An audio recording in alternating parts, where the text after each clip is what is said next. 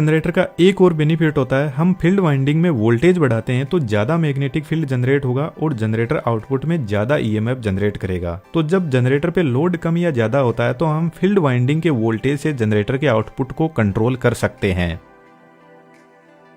Generator के output को इस सब स्टेशन में भेजा जाता है जहां पर बड़ा step up transformer, circuit breaker और बहुत सारी डिवाइसेस लगी रहती है। तो आप इन वीडियोस को भी जरूर से देखना। यह एक इलेक्ट्रिसिटी जनरेशन से लेकर डिस्ट्रीब्यूशन तक कंप्लीट एक सीरीज चल रही है जिसमें हम 1 बाय 1 टॉपिक्स डिस्कस करते जा रहे हैं। आपने नोटिस किया होगा कि मोबाइल के चार्जर पर फ्रीक्वेंसी 50 से 60 हर्ट्ज लिखी रहती है, जिसके पीछे रीजन यही जनरेटर होता है, क्योंकि अमेरिका में 60 हर्ट्ज फ्रीक्वेंसी यूज होती है और इंडिया में 50 हर्ट्ज। तो कंपनी चार्जर को इसी रेंज में बनाती है। अभी मैंने आपको बताया कि टरबाइन जनरेटर को 3000 आरपीएम की स्पीड पर रोटेट करवाता है और सिलेंड्रिकल पोल रोटर पर 2 ही पोल होते हैं। अब स्पीड का एक फॉर्मूला होता है, speed is equal to 120 into frequency upon number of poles. Speed 3000 है, पोल 2 रखने पर फ्रीक्वेंसी 50 हर्ट्ज मिलती है। तो यह हमारे इंडिया का सिस्टम है। अब इसी जनरेटर में यदि फ्रीक्वेंसी 60 हर्ट्ज चाहिए तो जनरेटर की स्पीड 3600 आरपीएम करनी होगी, जिसका मतलब है अमेरिका का जनरेटर इंडिया के जनरेटर से ज्यादा स्पीड में रोटेट करता है।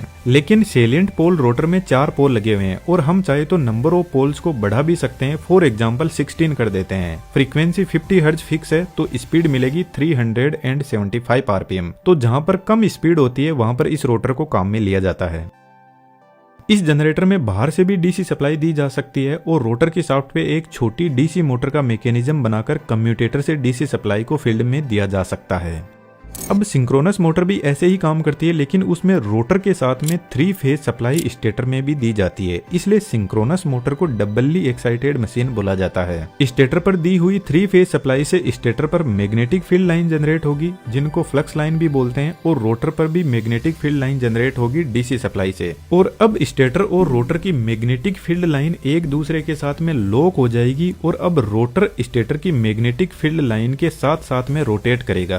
कहने का मतलब स्टेटर और रोटर की मैग्नेटिक फील्ड लाइन एक दूसरे के साथ में सिंक्रोनाइज हो जाएगी, इसीलिए इस मशीन को सिंक्रोनस मशीन बोला जाता है। तो गाड़ियों में दी गई डीसी सप्लाई से फील्ड को कम ज्यादा करके गाड़ी की पावर को बढ़ा सकते हैं और फ्रीक्वेंसी को कम ज्यादा करके गाड़ी की स्पीड को बढ़ा सकते हैं।